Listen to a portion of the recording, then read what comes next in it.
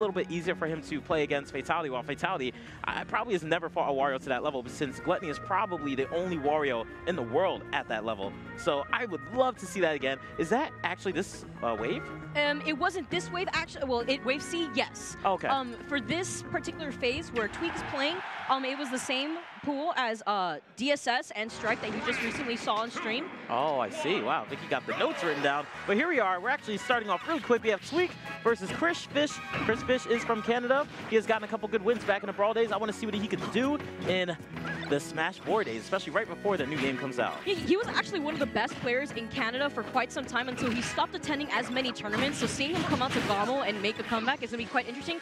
I actually know him as Fisch, so to see it as Chris Fisch now, I guess he's just going by his name. Oh yeah, I'm not even sure. I always get mixed up with his name, but I like to see how he's able to play. I hope he's not rusty. However, this will be scary because I know it's friendlies, but Tweek and Zero were playing the other day, and I heard that Tweek was winning just a slight majority of the matches, and it was Cloud versus Diddy. Let's talk about how Tweek has been on the absolute come-up lately. Although the lack of Smash 4 tournaments, Tweek has been able to create a rampage through these tournaments, as both you've seen the notorious Bayonetta and the Cloud taking already the first stop with only 25%. Oh my goodness, that is so rough. I would think people would say that Diddy wins this matchup. However, it's really tough to approach Cloud when they know what they're doing. Simply that. And if you could keep Diddy in the air, it's hard for Diddy to pretty much do anything. And that's where Cloud wants all of his opponents to be. Yeah, it seems as if Chris is struggling to actually reset the neutral, try to keep himself grounded and play a little bit more defensively. But Tweek is constantly playing on top of him and being very aggressive. Yeah, especially the way that Tweek likes to ledge trap. It's amazing. It's very hard to get back on the stage. You'll just consistently see Chris. Oh, is that it? Wow! It traded with the cross slash and unfortunately is unable to make it back. Oh my goodness. And that was all because Tweek was able to recognize that Chris was going to recover low. So because of that, he had no other option but to go below the stage. That is true.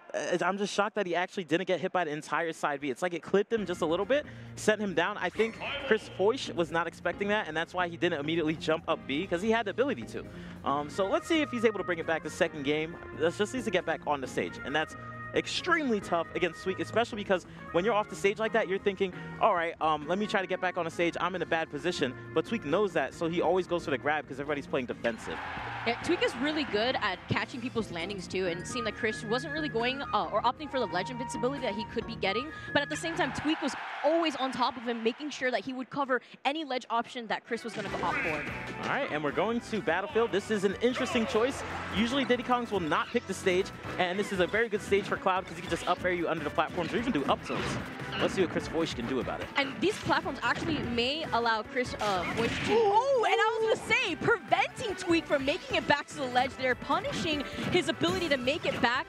And we're in the game. It seems like Battlefield, it seems to be a little bit more of a comfortable pick here. Yeah, it might be a good choice. He's already done way more than he's done the last game. And that's the weird thing about Cloud, and I feel that's why Tweek started to play Bayo more. He realized, you know what, you could just KO me at 0. You could KO me at any %.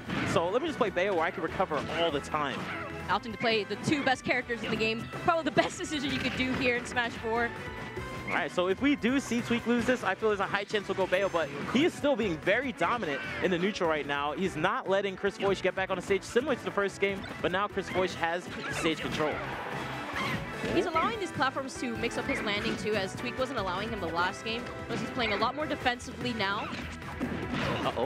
All right, it's trying to get him off the stage. I do like to see people do that. Throw Cloud off. Just say, like, screw it. Just throw him off. I'm not even going to try to, like, get a KO. I just need him off stage so I can get his limit to be gone. But will we see the side B? Maybe? Not yet. Tweek is playing a little bit more defensively now that he is at a stock deficit. Very smart from him, too, because he doesn't want to overextend here. Getting the back air and taking the first stock from Chris. All right, it's going to be a very low chance we'll see him use the limit unless it's for recovery, until he at least gets Diddy Kong to 80+%, because he's going to abuse the fact that he has limits so he can move really very fast and not let this guy land. And this is the scary part about Cloud. Lingering above him and taking all this %, basically evening out the game already. Oh my goodness, and he actually got the read. He did regular get-up attack, he blocked it, went for the grab, but he just misspaced it a little bit. Now Tweek has to be careful because he could get hit by Banana to up smash at a close to this much %, maybe a little bit more % needed. Notice how Chris isn't jumping as much either. He's staying grounded and only opting to try to go for Banana follow-ups. Unfortunately, Tweek getting that power shield and able to follow up. Wow, that's interesting. He's actually doing reverse neutral air. Oh my goodness, that was risky. And that's going to be the win for Tweek. I felt like Chris Fisch actually had that set or had that match right there. But that one mistake sometimes it gets a limit cloud, it's over.